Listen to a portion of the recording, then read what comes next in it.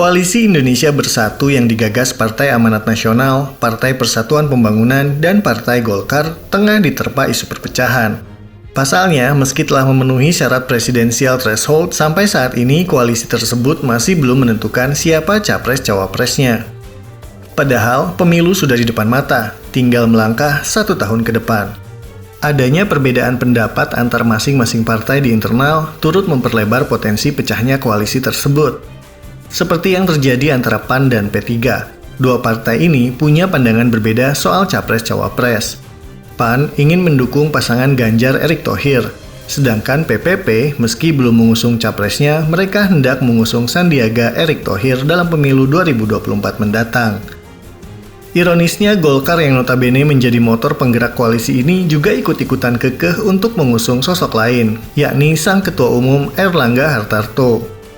Seperti yang disampaikan oleh Wakil Ketua Umum Partai Golkar, Melchias Markus Mekeng. Ia menyebut kalau Golkar akan tetap berpegang pada hasil musyawarah nasional pada tahun 2019 lalu.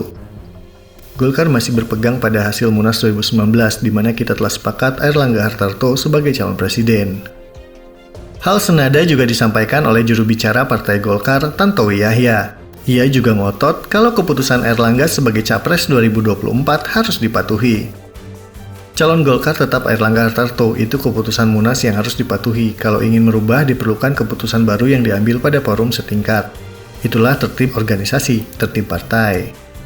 Sementara itu, Ketua Majelis Pertimbangan Partai Persatuan Pembangunan atau PPP, Romahur Muzi mengaku khawatir jika hal ini terus berlanjut, maka KIB bakal mengalami kebuntuan. Apalagi masing-masing partai tetap kekeh dengan pilihannya masing-masing. Adanya perbedaan pandangan capres-cawapres dalam internal koalisi yang masih belum menemukan kesamaan ini juga katanya membuat sejumlah partai koalisi KIB ini mulai menjalin komunikasi dengan partai koalisi lain. Misalnya, Romahur Muzi mencontohkan, Golkar sendiri belum lama ini sudah bertemu dengan Partai Nasdem, termasuk PPP yang dijadwalkan tak lama lagi akan berkomunikasi dengan PDIP. Ia mengingatkan, KIB harus realistis dalam menentukan capresnya. Pasalnya, saat ini sudah tak ada lagi calon yang elektabilitasnya cukup tinggi untuk dicalonkan KIB. Realitasnya Ganjar kader PDIP, Prabowo kader Gerindra, dan Anies non-partai. Saat ini tidak tersedia stok bakal capres lagi yang elektabilitasnya cukup tinggi menurut survei, yang bisa dicalonkan KIB. Maka kita harus realistis untuk berbicara dengan partai-partai asal bakal capres tersebut. Lantas, apakah dengan adanya kondisi ini, Koalisi Indonesia Bersatu berpotensi bubar? Tak ada satupun pihak yang bisa menjawab. Yang jelas, politik itu dinamis, apapun bisa terjadi. Tinggal menunggu waktu yang tepat, maka semuanya akan terlihat jelas.